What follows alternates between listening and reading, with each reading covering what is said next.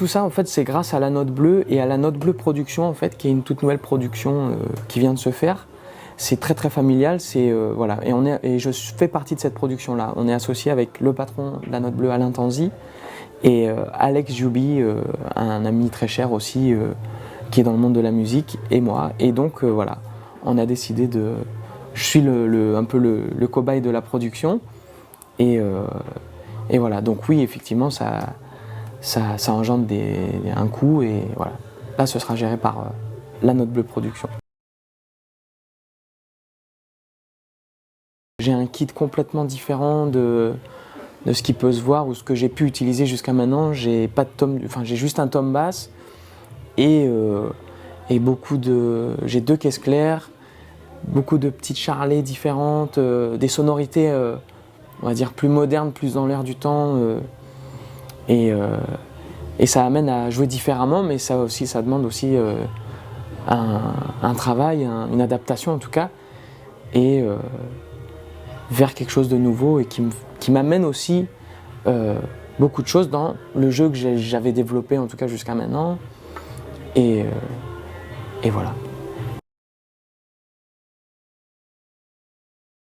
Je suis toujours chez Gretsch, toujours Zijan, Vincent pour les baguettes, et justement, alors jusqu'à maintenant j'avais une New Classic que j'ai toujours et que j'adore, et très récemment je viens de recevoir une Brooklyn, la nouvelle série qui est fabriquée aux États-Unis, que Kev Carlock joue d'ailleurs, tout ça, et c'est juste monstrueux, vraiment pareil. Et comme je fais plein de choses différentes, plein de projets de styles différents, entre la New Classic et la Brooklyn, je peux tout faire avec.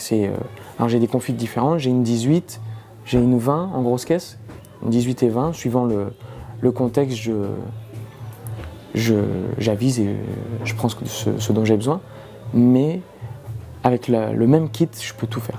Pour Zijan, pareil aussi, j'ai reçu plein de nouveaux matériels, justement pour ce nouveau kit que j'utilise avec Étienne. Le but était de faire voilà, quelque chose de pas commun, et du coup j'ai demandé des petites splashes et des crash FX, les Zijan. J'ai une KEFX couplée avec une crash à custom pour faire un charlet un peu gras, et un petit charlet de 10 aussi avec une petite à custom EFX avec une petite K. Enfin voilà, et ça fait un effet de stéréo, de trucs vraiment hyper original, et du coup c'est le top.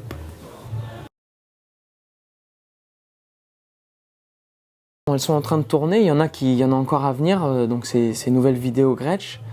Quand Mathieu m'a proposé de faire des nouvelles vidéos, on a réfléchi à un petit concept pour justement démontrer la polyvalence des nouvelles Brooklyn.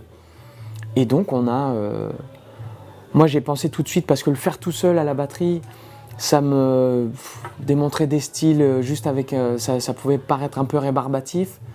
Donc j'ai pensé à le faire en duo avec un super ami qui s'appelle Fred Dupont, un pianiste clavier qui a fait Moog Bass et petit clavier, et on s'est penché sur plein de styles différents, et on a composé des petits jingles un peu caractéristiques de plusieurs styles, et voilà. Donc toutes les vidéos se résument à 3 gros styles: rock, jazz et groove, funk, tout ça. Et dans chaque style, il y a 5 vidéos. Donc à chaque fois, on a fait des dérivés de voilà, le rock. Donc il y a quelques trucs qui peuvent faire penser à Led Zeppelin ou des trucs comme ça. Des trucs plus récents avec la double pédale, que j'ai pas trop l'habitude, mais apparemment pour l'instant c'est celle qui marche le mieux, qui est la plus vue. Et